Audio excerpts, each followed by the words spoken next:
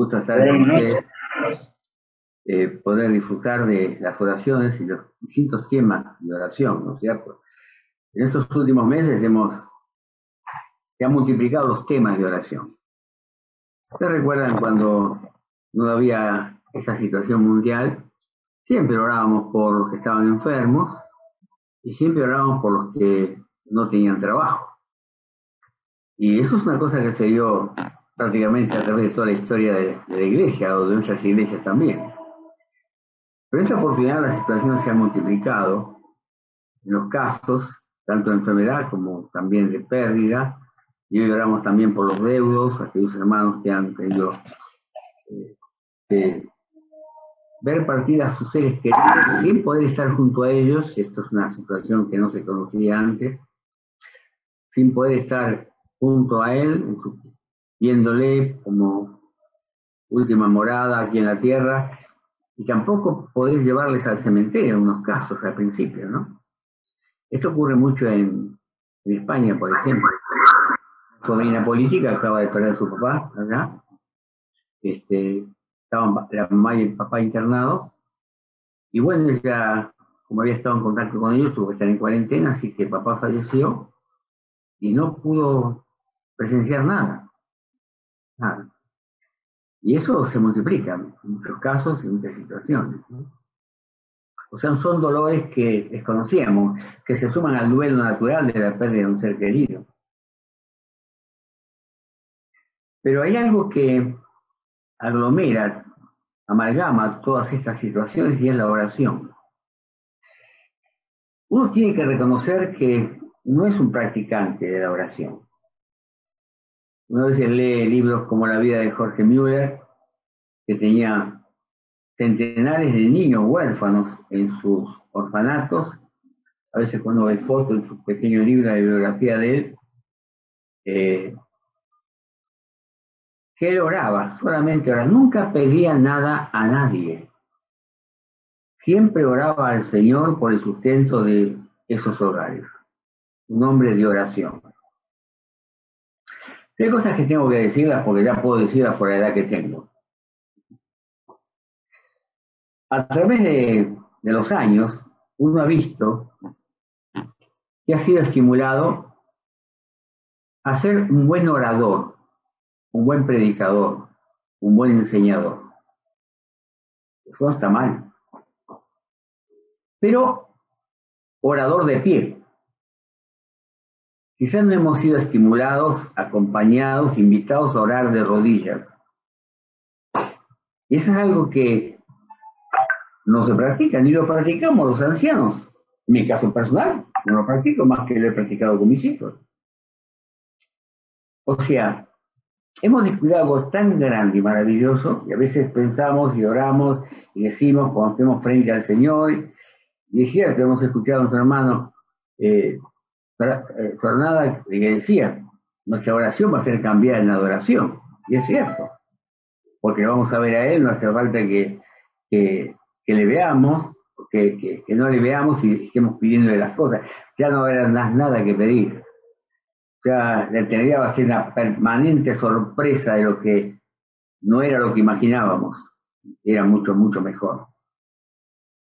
Pero oración es algo que se describe permanentemente en los siervos del Señor y más en la vida del Señor Jesús. Un personaje histórico del Antiguo Testamento era Nehemías, cuando él es enviado a reconstruir los muros de Jerusalén. Ya se había construido el templo. Es interesante ver, hermanos, cómo cada circunstancia particular de Nehemías, algunas oraciones están narradas así, algunas oraciones, pero otros no, solamente dice, y Nehemías oró. Y por lo menos cuando uno recorre ese corto libro, encuentra que por lo menos simplemente señalado, pero seguramente mucho más, hay 11 veces que Nehemías ora. Y ya le digo, hermanos, a veces simplemente dice, y Nehemías oró. Es algo que nos recuerda al Señor, ¿no es cierto? Cuando Él se retiraba a solas para orar con el Padre. Y creo que lo vemos, que a veces oramos un poco a la ligera, no porque no valoremos la presencia del Señor a la que estamos, sino que el tiempo nos surge, el tiempo nos surge muchas cosas que tenemos que resolver, con las cuales estamos comprometidos. Y es como que yo no le doy el tiempo adecuado a la oración, y muchas veces cuando no hay oración, hermanos, uno ve que no hay lectura de la palabra. Son dos cosas que van muy juntas. Cuando hay lectura detenida, no para cumplir un cronograma, no para leer la Biblia en un año, que no está mal, sino para meditar no el capítulo, sino a veces el párrafo del capítulo, con un tema, un encuentro del Señor Jesús, un milagro, una parábola. Yo creo que eso nos lleva a orar y a agradecer al Señor porque nos hace comprender su voluntad, que muchas veces para nuestras vidas en circunstancias tan lejanas en el tiempo como fueron las escenas de los evangelios. Últimamente estamos sufriendo muchas cosas y la gente ha empezado a experimentar emociones y enfermedades que antes no las tenía, precisamente unas veces por el encierro que se ha vivido. Últimamente decían que estaban apurando las escuelas, las clases presenciales, porque los chicos estaban presentando síntomas ya de depresión. Es que los niños de corta edad aún necesitan sociabilizarse. Y creo que en alguna medida, algunos años posteriores, vamos a ver esta situación que han vivido niños de jardín, por ejemplo, de los 5 o 6 años, o 4, 5 o 6 años, que no han tenido oportunidad de compartir un año con sus compañeros. Eso va a ser muy significativo en pocos años, porque este aprendizaje en los niños se va dando año por año. No es lo mismo un año para otro, sino que van agregando y desechando ciertas conductas o prácticas o ejercicios o herramientas que han usado para combinarse con sus compañeros. Y más aún, el comentario de los padres es que al principio sí se están entusiasmados con las clases online, pero luego han perdido el entusiasmo porque no es lo mismo. No es lo mismo estar junto a ellos. Y cuando uno recuerda la etapa de primaria o de secundaria, hermanos, ¿qué recuerda? Los contenidos de la materia, a no ser que alguna la hayamos estudiado especialmente para rendirla. Lo que más recordamos son nuestros compañeros y nuestros profesores. Las personas, los afectos, los vínculos, es lo que más uno recuerda. Y en forma positiva y en forma negativa. Aquellos que nos resultaron más simpáticos y otros no tanto, ¿cierto? Las relaciones humanas están muy marcadas en la palabra de Dios, especialmente en los evangelios y las cartas, cuando habla de los unos a los otros. Hay muchas conductas que están señaladas en la palabra de Dios, aparte de amar los unos a los otros, es justamente lo que estamos haciendo esta noche, orar los unos por los otros, y muchas más. Consideraos los unos a los otros, tener presente al hermano o a la hermana, tener empatía. Considerar significa ponerme en el zapato, en la situación del hermano o la hermana, para entenderlo, llegar a percibir su sufrimiento, y orar al Señor por él. Pero como decimos, aparte de este tema de la coronavirus, que ustedes tienen profesionales en el templo que les ha enseñado bien sobre el tema, lo que es en sí la enfermedad, que la enfermedad es una enfermedad que nos debilita para que las enfermedades preexistentes, personas con sobrepeso, con diabetes, con problemas coronarios, problemas hepáticos, renales, al no tener la medicación adecuada y bajar las defensas, esos problemas se desarrollan con mayor ímpetu, ¿no es cierto? Y aunque la persona se dice que murió por esta enfermedad, por el COVID, murió en verdad por las enfermedades que no han podido ser tratadas adecuadamente y para las cuales sus defensas fallaron, ¿no? Es una enfermedad que nos debilita, nos quita las armas naturales del cuerpo, los anticuerpos, ¿no es cierto?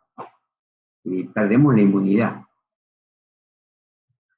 Pero hermanos, otra cosa que uno ve, y a mí me surgen muchas palabras sueltas de la palabra de Dios relacionadas con mi profesión, en lo que uso a diario. Aquí vamos a ver tres cosas que nos suceden en cualquier momento de la vida, porque está escrito esto en el tiempo que Pablo escribió a los filipenses, y cuando el Señor Jesús enseñaba acerca del afán, el afán. Lucas era médico, lo dice él, muy solo él lo dice, que cuando habla el Señor Jesús ahí en Mateo 6, luego lo repite Lucas, no estéis, dice, en ansiosa inquietud. Fíjense qué descripción, qué diagnóstico, ¿no? Ansiosa inquietud. Es como hay gente que no vive el momento y está permanentemente pensando en el futuro. La ansiedad es eso. ¿Qué vendrá? No estoy hablando que vendrá de esta circunstancia que estamos viviendo, que vendrá de muchas circunstancias de la vida. Aunque esto no esté ocurriendo, esta problemática mundial. La ansiedad. Y ahí vemos que el Señor Jesús señala, ¿no? Tener para comer, tener donde cobijarse, tener abrigo. Pero sobre todo recalca al Señor que hay algo mucho más importante que todo eso, que viene como consecuencia si ponemos en primer lugar el reino de Dios y su justicia. Si ponemos en primer lugar al Señor como Rey de nuestras vidas, y justamente aceptamos su justicia, sus retos, tanto sus premios como sus castigos. Eso es la justicia de Dios, ¿no es cierto? Y creo que muchas veces no estamos dispuestos, y yo no estoy dispuesto a aceptar momentos de sufrimiento. Es como que el sufrimiento nadie lo está buscando, no sé que sea una persona enferma, que sea masoquista y quiera lastimarse a sí misma, pero no somos todos así. Pero hay gente que, por el contrario, está buscando el bienestar permanentemente. Pero a veces tiene miedo por las circunstancias que lo rodean, y mucho más ahora. Ahí en 1 Pedro, capítulo 5, versículo 7, dice, echando nuestra ansiedad sobre Él, porque Él tiene cuidado de nosotros. Ese texto está un poco aislado del contexto, pero es interesante y es muy usado en estos tiempos, muy, muy usado. Ahora, yo me lo pregunto yo, hermanos, ¿cómo hago yo para echar mi ansiedad sobre el Señor? ¿Hay una forma práctica de hacerlo? Porque la expresión es hermosa, la invitación a hacerlo es maravillosa. Es como que yo tengo una ansiedad, pensando en el futuro, porque el futuro me despierta ansiedad, porque es preocupación, la ansiedad. Y cuando la ansiedad se desborda, entramos en un ataque de pánico. Es otro cuadro, ¿no es cierto? Psicológico, psiquiátrico, que hay que atenderlo rápidamente. La ansiedad enferma. La ansiedad enferma. Y justamente no nos permite vivir plenamente. Más aún, le hacemos imposible la vida de los que nos rodean. Ahora, ¿cómo hago yo para echar mi ansiedad sobre Él, para que Él me cuide y yo sepa que me está cuidando, que no me preocupe, que la ansiedad es algo natural para ciertas circunstancias? Si alguien se va a casar, está ansioso, lleva un año antes, está preparando las cosas y las circunstancias, y todos los que están por casarse ahora saben que antes era diferente, antes era no en poco tiempo, pero sí preparar un casamiento no era tan complicado como es ahora, ¿no es cierto? Hay países que tienen una complicación tremenda. Hay especialistas en preparar casamiento, en todo lo que es el evento. La ansiedad es natural, pero cuando la ansiedad no nos deja vivir, evidentemente es algo que tenemos que tratar. Ahora, la ansiedad no se ve, está en la mente de la persona. ¿Qué es lo que se ve de la ansiedad? El afán. El afán sí es algo físico. Vemos esas personas que son correcaminos. No hace falta que yo tenga una actitud física de correr para un lado o para otro, que nunca estoy descansando, que nunca me siento. Yo recuerdo una joven que habían quedado sin la mamá, y hemos invitado en el interior a su casa a almorzar, la papá, el hermano, Carmen, yo, y entonces la chica estaba sirviendo. Y bueno, espero que cuando termine de servir se siente. Llegó un momento en que no se sentaba, estaba parada, viendo cómo comíamos nosotros. Y yo le decía, pero no te vas a sentar. No, no, me dice, por si acaso falta algo. Yo después ahí me callé porque dije, acá hay algo muy particular, no voy a seguir ahondando en las circunstancias, ¿no? Pero luego me comentaron que nunca se sentaba, estando expectante de lo que faltaba en la mesa. Hasta dónde había llegado, ¿no es cierto?, su ansiedad. El afán justamente es lo que movemos físicamente, lo que hacemos para lograr los objetivos. A veces hay que trabajar más. Yo le decía a las chicas cuando estábamos en la escuela, chicas, ustedes tienen que estudiar, descubrir su vocación y estudiar. Y hablando hace ya casi 30, 45 años, ¿no? Cuando comencé ya a trabajar en Villarreal. 30 años estuve allí. Y cuando hacíamos orientación vocacional, digo, miren chicas, ustedes tienen la vocación como cualquier hombre. La mujer tiene la vocación porque la vocación es del espíritu del hombre, no es de la mente. La mente la elabora, pero el espíritu nos hace lo que San Martín le decía a su hija, serás lo que debas ser o si no, no serás nada. Aquel que no encuentra su vocación, no desarrolla su vocación, se siente una frustración permanente en la vida. Y la vocación está a flor de piel. Es para lo que la naturaleza nos preparó, o el estudio nos preparó, y a veces es algo muy natural, lo que yo sé hacer, lo que me gusta hacer. Y a veces puede ser un oficio, disfrutamos el oficio, pero si a ese oficio le damos un marco intelectual y de estudio, podemos acrecentar ese oficio y llegar a una profesión. Porque uno puede llegar a ser un buen albañil, construir una casa, pero puede llegar a ser un maestro mayor de obras, un ingeniero civil o un arquitecto. Todos están en lo mismo, ¿no es cierto? Pero evidentemente cada uno en su nivel disfruta de lo que ha decidido estudiar porque le apasiona la construcción. Y este ejemplo justamente me da pie a decir a mí que el espíritu del hombre es creativo porque si hay algo que tiene un desafío a los arquitectos es hacer un proyecto diferente a todos, ser diferente, ¿no? Y justamente la creación es algo propio del espíritu del hombre, en lo que sea, en cualquier arte, con cualquier oficio. Los animales hacen cosas maravillosas, pero no son creativos. Una abeja hace el panal de miel como lo hacía generaciones atrás cualquier abeja, y siempre será igual. Un hornero hará su nido característico de barro que conocemos, siempre igual, aunque nunca haya visto construir a su padre un nido. Está en su instinto y nunca va a cambiar, hasta lo va a orientar según el viento natural del lugar, su entrada. O sea, no son creativos los animales porque no tienen espíritu. Pero además de tener espíritu creativo, el hombre tiene espíritu valorativo. Sabe lo que está bien y lo que está mal.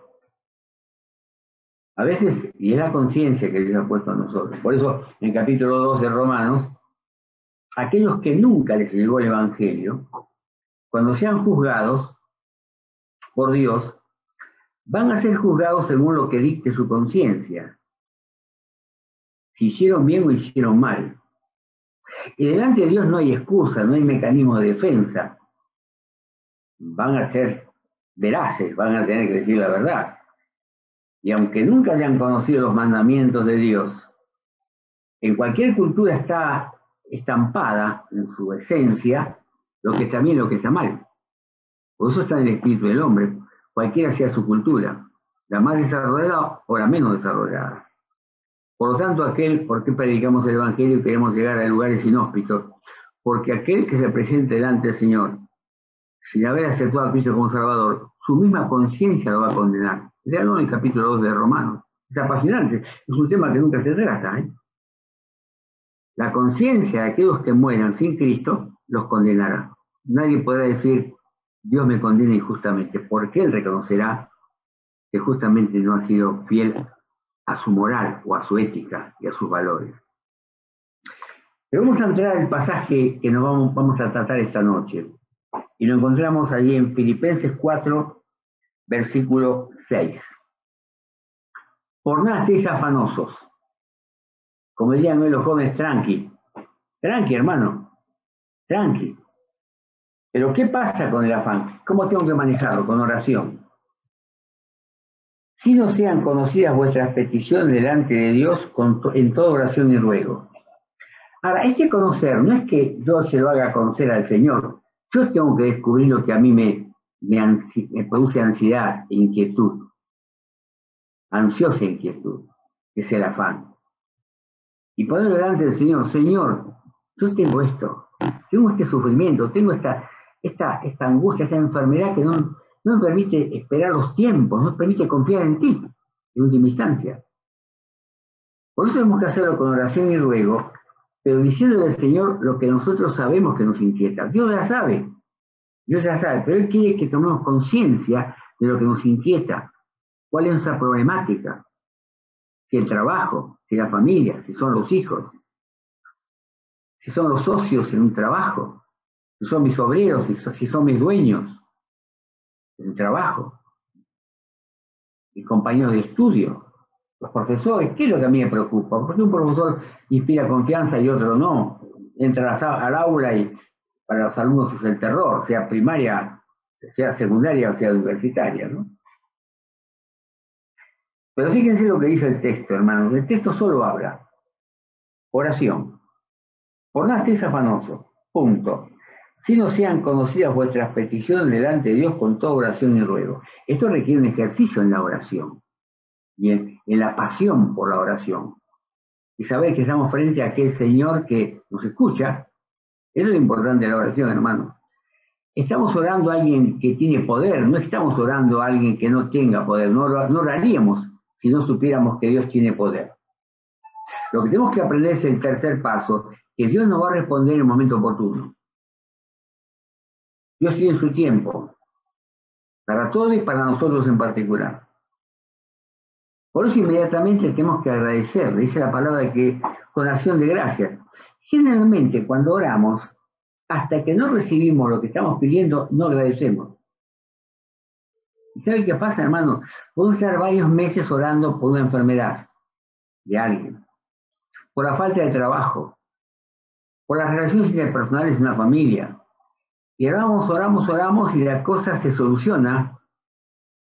¿Y cuánto tiempo o cuántos meses comparativamente hemos estado orando, pidiendo y agradecemos al Señor? No sé si de las muchas veces que le pedimos, habrá 2 que le agradecemos. Al final, cuando lo recibimos.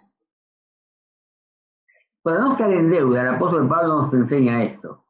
Una vez que oramos al Señor por nuestras necesidades, darle gracias.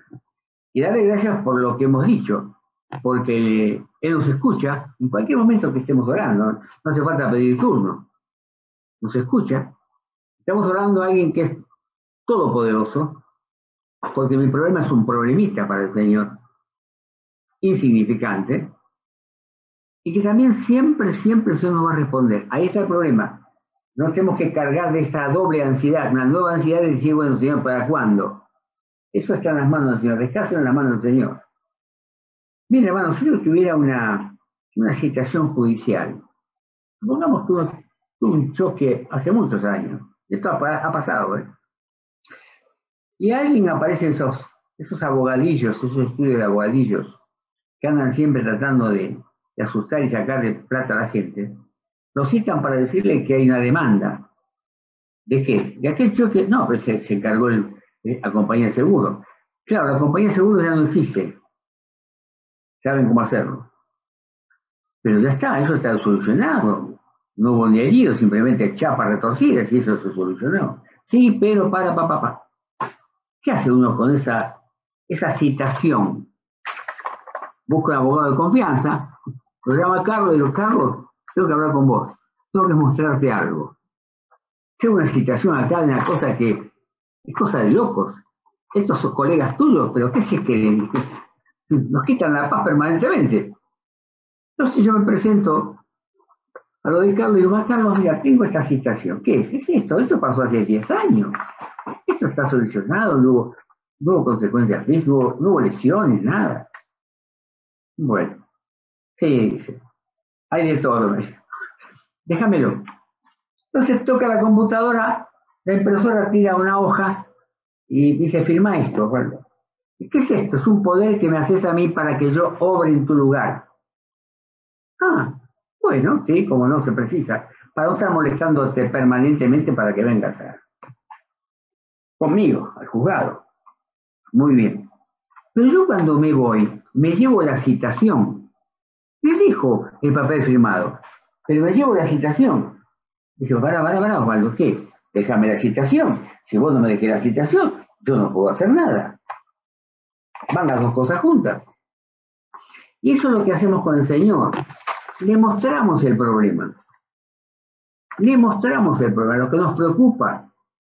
Pero ¿qué pasa? No se lo dejamos al Señor. No lo llevamos otra vez. No echamos nuestra ansiedad sobre Él. No le dejamos. Este es el caso más difícil de la oración. Es el punto crítico en que yo tengo un problema. Y acá le quiero hablar a las mamás, especialmente a las hermanas. Realmente a ellas les preocupan más los problemas familiares, los problemas afectivos, los problemas de relaciones, más que al hombre, ¿no? Por su naturaleza. Tenemos que aprender, hermanas y hermanos, por supuesto, no solamente para ustedes, que aunque el problema nos llene el corazón de preocupación y la cabeza, en cualquier cosa que hagamos, estamos pensando en ese problema, de relaciones interpersonales y afectivas de la familia, aprendamos a dejárselo en el Señor. Como si ya es como que el problema ya no lo tengo, o no me está rodeando. Lo mismo es con el hombre cuando tiene una relación interpersonal laboral, o los jóvenes de estudio, o falta de trabajo. Está en las manos del Señor el proceso. Ustedes ven que ahora cuando uno manda una carta especial o certificada, los correos, tanto privados como públicos, le permiten seguirlo por internet, cómo se mueve la carta. Si es en el país, hasta usted se entera en el momento que la recibió el destinatario, que va al depósito central, va a clasificación, va a la sucursal, lo toma el cartero, tiene el cartero, dice, ¿no? Es interesante, ¿no? Uno va calmando un poco la ansiedad a ver cuándo lleva la carta. Y eso vale cartas especiales certificadas que van con aviso de retorno. Ya no hace falta casi el aviso de retorno, a no ser que sea algo comercial. Pero la gratitud es algo que tiene que acompañar, hermano. Pero aparte de esto, uno de los, ahí en Primera Tesalonicenses, por lo menos al final hay como 7 mandamientos para el cristiano, hay mucho más en la palabra, pero hay 7 mandamientos que nos podrían ocupar bastante tiempo. Y uno de ellos es ser agradecidos en todo. No solamente como estamos pidiendo al Señor y agradecidos al Señor, ser agradecidos a los hermanos, a las personas que nos han hecho un favor, nos han atendido. El gracias últimamente ni se escucha. A veces se masculla un poquito, ¿no es cierto? Bueno, no hablemos de permiso o por favor, ¿no es cierto? Y eso es algo que los jóvenes prácticamente no lo usan y creo que los mayores tenemos que pensar si se lo hemos enseñado. Todo se aprende en la vida. Bendición. O sea, fíjense, hermanos, que terminado el versículo con acción de gracias, y esa gracia significa le dejé el problema al Señor. Se lo dejé. Se lo dejé. No abro los ojos y me lo vuelvo a llevar. Y eso es difícil, no es fácil. ¿Por qué? Porque quizás no estés tan acostumbrado a orar. Cuando me falta práctica en la oración, caigo en eso. Se lo muestro al Señor y me lo llevo. Y a veces hay como una frustración, ¿cómo? Se lo pedí al Señor y todavía no tengo solución. No, puede ser que no tenga solución. Pero Dios me quita, en medio del problema, me quita la ansiedad. Me quita la ansiedad. Porque, hermano, si la mente está cargada de ansiedad y el cuerpo muestra el afán, hay algo que le pasa al corazón, al espíritu. Se carga de angustia. La angustia es espiritual. Fíjense, 3 enemigos.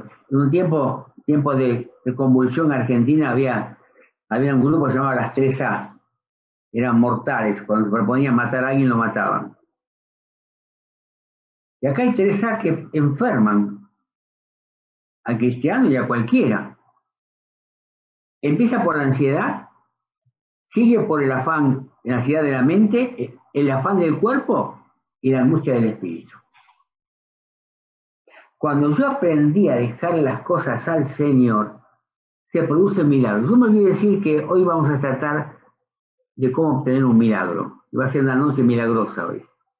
No se escucha en nuestras iglesias que se anuncia una noche milagrosa, ¿no? Una noche de milagros. ¿Por qué no? No estamos acostumbrados a decir eso, ¿no? Ahora, fíjense, hermano, del versículo 6 que hemos leído al versículo 7, si Dios nos quiere que se produzca un milagro en nuestra vida, pero se va a producir cuando seamos agradecidos al Señor porque Él se ocupa de nuestros problemas. Y el gran milagro, la gran sanidad de Dios, se produce en el versículo 7. Y la paz de Dios. ¡Epa! La paz de Dios. ¿Por qué digo milagro? Que sobrepasa todo entendimiento. No lo podemos explicar. Sucede. Salimos flotando cuando hemos descargado nuestro problema en las manos del Señor. Salimos aliviados. No tenemos más la mochila de la angustia, de la ansiedad. Y la paz de Dios que sobrepasa todo entendimiento, fíjense cómo se va a las raíces. Guardar a vuestros corazones, o sea, vuestro espíritu y vuestro entendimiento en Cristo Jesús. Ahí está la fuente del problema. Andamos a veces como los correcaminos, como un sacachispa, como antes cuando éramos chicos había un producto de pirotecnia llamado buscapié, que se encendía y andaba así, todos saltábamos alrededor para que no nos quemara. Buscapié. Y andamos a unos nada con buscapié. Sacachispa, de un lado para el otro. No paran. Calmate. Esa es la palabra muchas veces con las que queremos aconsejar, ¿no? Sin embargo, es una palabra que pasa por encima, no es suficiente. Guardará vuestros corazones y pensamientos en Cristo Jesús. ¿Cuándo se produce este milagro? Cuando yo, una preocupación, una ansiedad, un afán, lo deposito en las manos del Señor. Echando nuestra ansiedad significa lo que hemos leído en el versículo 6. Contarle al Señor lo que me pasa, con detalles, quizás marcándole los fracasos que hemos tenido para solucionarlo, y darle gracias. Darle gracias porque Él se ocupa de nosotros. Porque Él guardará nuestros corazones. Porque Él tiene cuidado de nosotros. Tiene cuidado de nosotros. Y eso es algo que nos olvidamos. Nos olvidamos. Y fíjense, hermanos, qué pasa. Porque a veces hay que saber usar la palabra para el aconsejamiento. Es muy común que los jóvenes digan, cuando nos piden un consejo, tengo un problema. ¿Cuál es tu problema? Los malos pensamientos, que ya no es de jóvenes solos hoy día, ¿eh? O nunca fueron de jóvenes solos. Los jóvenes se atreven más a confiarlos. Malos pensamientos. Sin entrar en detalles. Hay hermanos que dicen, mira, vení. Vamos a leer Filipenses 8. Para que Dios te ayude con tus malos pensamientos. Entonces vamos a Filipenses 8, que es el versículo siguiente, el que estamos leyendo. Dice, por lo demás, hermanos, como consecuencia de lo que hemos visto, agradecer a Dios y sentir el milagro de la presencia de Dios en nuestra vida, trayendo su paz, todo lo que es verdadero, todo lo honesto, todo lo justo, todo lo puro, todo lo amable, todo lo que es de buen nombre, si hay virtud alguna, si hay algo digno de alabanza, en esto pensar. Aquí tienes el deber, joven. Estos son los mandamientos para tus malos pensamientos. Todo esto te va a liberar de los malos pensamientos. No. Todo eso no libra los malos pensamientos. Eso se llama consejería conductista. Como barrer y cuenta nueva. Fíjense que es un momento como que no interviene Dios para nada con los malos pensamientos. Estamos diciendo al joven, vos tenés que practicar, y fíjense que para joven o no joven, cumplir con esto, ya solamente leerlo y tomar conciencia de lo que estamos leyendo nos asusta un poco, ¿no es cierto? Porque es contrario a la realidad que estamos viviendo, personal y en el mundo que nos rodea. Si cada frase, cada palabra, hermano, la analizamos, no hay tiempo, Está muy lejos de nuestra realidad todo eso. ¿Cómo lo voy a hacer? Si yo no conozco eso, no hay ejemplo a mi alrededor. Pero justamente, yo no voy a estos pasajes cuando tengo malos pensamientos. Porque los malos pensamientos, si ese fuera el problema, empezaría en el versículo 6. Señor, tengo malos pensamientos. Mi problema son los malos pensamientos, Señor. Yo vengo a ti, Señor, para que quiero dejar mis malos pensamientos en tus manos, Señor, para que tú me resuelvas este problema. Es espiritual netamente. ¿Se dan cuenta, hermano? Los malos pensamientos no se borran con buenos pensamientos. Porque al final dice, en esto pensar. Es como si fuera un trabajito. Andá, Señor, yo creo en Dios, yo creo en Dios. Escribí 100 veces, yo creo en el Señor, y Él va a obrar. Estamos dando una penitencia a alguien que no puede cumplir estos mandamientos, porque si tiene malos pensamientos, no va a poder cumplir estos mandamientos, estas palabras. No va a poder pensar en esto que es bueno. A no ser que su mente esté nueva y esté llena de la paz del Señor, como dice el versículo. Y la paz de Dios que sobrepasa todo entendimiento, guardará, protegerá, nutrirá vuestros mentes, sus corazones y entendimientos. Entonces sí, va a ser una cosa natural esto, porque viene a través de todo el texto, ¿no es cierto? Y fíjense más, esto no es como a veces, cuando a veces pasan en televisión algunas personas que están aconsejando hacer yoga, ¿no? Eso hasta se los enseñan a los ejecutivos para aliviar el estrés. Y se ponen ahí sentados con las piernas cruzadas, se van a una plaza y se ponen allí varios a hacer, ahí, a meditar, ¿no es cierto? Ponen los dedos en forma muy especial y hay una palabra, están tratando de que su mente, el proceso de la meditación trascendental es que la mente quede vacía. No hay cosa peor para la mente que quede vacía porque es taller de Satanás. Es un engaño tremendo la meditación trascendental y el yoga. Es un engaño del diablo. Por más que tenga un principio de alivio de las tensiones, yo no puedo permitirme que mi mente quede en blanco. La mente no puede quedar en blanco, y menos la de un creyente. Tengo que llenarla con la mente de Cristo.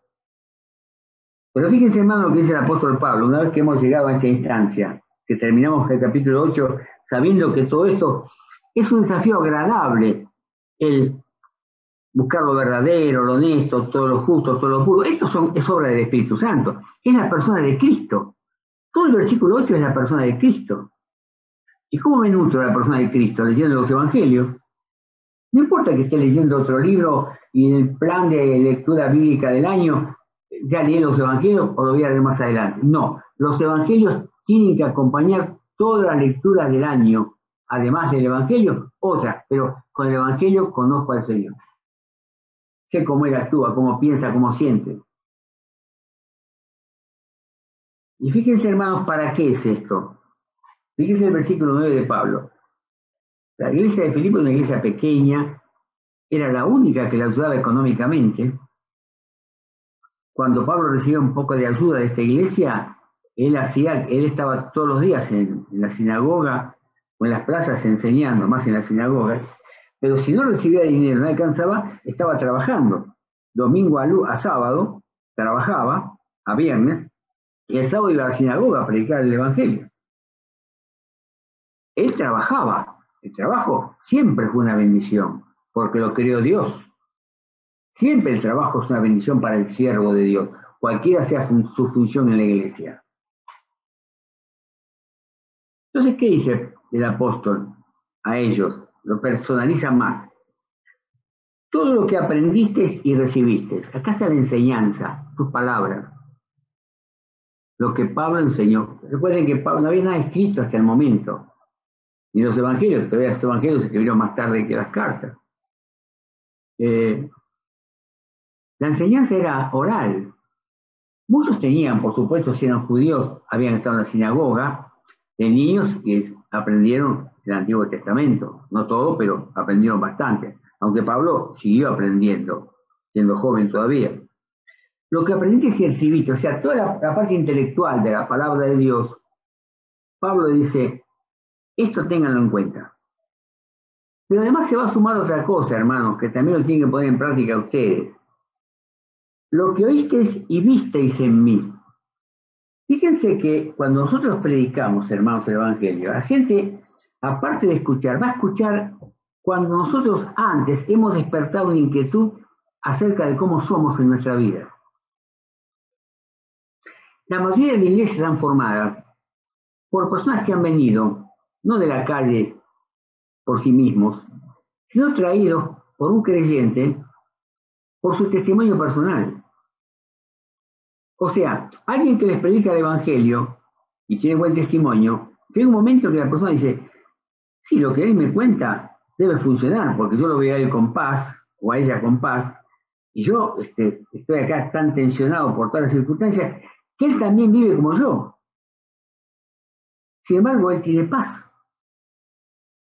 Por eso había un evangelista irlandés que decía que hay 5 evangelios. Mateo, Marcos, Lucas, Juan y nuestra vida. La mayoría de las personas nunca van a leer los 4 evangelios, primero, pero van a leer nuestra vida. Van a ver nuestra vida, que es el evangelio, o sea, son las buenas nuevas a través de nuestro testimonio que Dios va a utilizar para traer a las almas.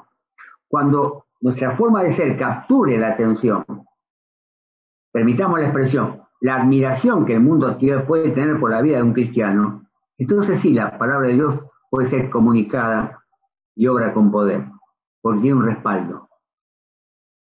Esto hace, hermano, la vida del cristiano no es una meditación, ahí estando ahí perdidos en el aire. No, el cristiano no está en el aire, tiene los pies en la tierra, puede ser en la mente en el cielo, como dice Filipenses también. Nuestra ciudadanía está en los cielos, pero todavía tenemos los pies en la tierra. No vivimos desprendidos de la realidad. Y confiamos que el Señor está acá con nosotros, cumpliendo su misión a través nuestro. Esto hace, y fíjense cómo termina, qué maravilloso, la profunda comunión. Ya no es la paz del Señor como una virtud que Él nos da, sino que el Dios de paz estará con vosotros. ¡Wow! Fíjese cuándo Dios está con nosotros, acompañándonos. Nosotros tenemos el Espíritu de Dios. Pues si leemos el capítulo 4 de Efesios, vamos a ver que muchas veces algunos pecadillos que tenemos por ahí muy acostumbrados a practicar son los que contristan al Espíritu Santo. Estoy seguro que quizás no tengamos alguno de esos 4 pecados que están allí, pero hay otros. Hay otros que sí son pecados. No están a la vista, son del pensamiento, son del comentario, son los que contristan el espíritu. Por eso hay una depresión que sí sufre el cristiano, la depresión espiritual, cuando el espíritu está contristado, que no puede transmitir su gozo. Hay frutos, 9 frutos del Espíritu Santo, ¿no? Uno es el gozo. ¿Y cuántas personas conocemos gozosas como cristianos en medio de la prueba? ¿Cuándo hemos estado nosotros gozosos en medio de la prueba? Y el Dios de paz estará con ustedes, conmigo y contigo. Hemos empezado con el afán y hemos terminado con la paz de Dios y el Dios de paz con nosotros. Y eso parte a través de la oración y de la gratitud a Dios, porque Él lo va a hacer en su momento. Él tiene cuidado de nosotros. Él tiene cuidado de nosotros. Que Dios nos bendiga, hermanos.